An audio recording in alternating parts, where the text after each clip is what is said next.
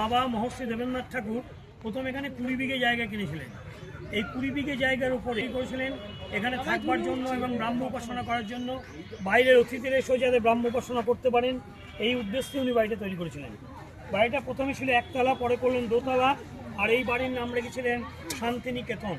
এই বাড়ির নাম অনুসারে সমগ্র এলাকাটার নাম শান্তিনিকেতন হয়েছে।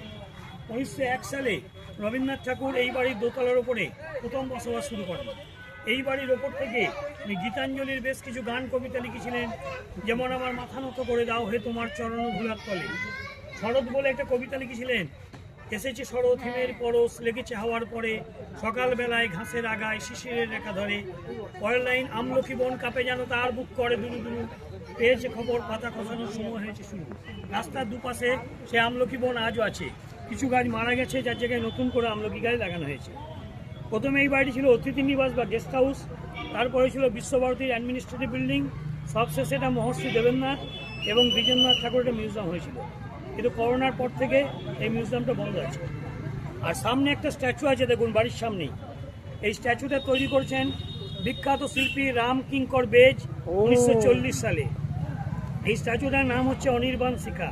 উনি এটা বাতিদান হিসাবে তৈরি করেছিলেন, কিন্তু অন্য দিক থেকে দেখলে এটাকে অন্য একটা মানে করা যায়।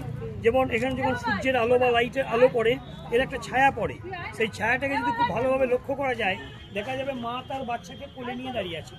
মা তার বাচ্চাকে কোলে নিয়ে কি করে? তার মঙ্গল কামনা করে, তার দীর্ঘ জীবন কামনা করে।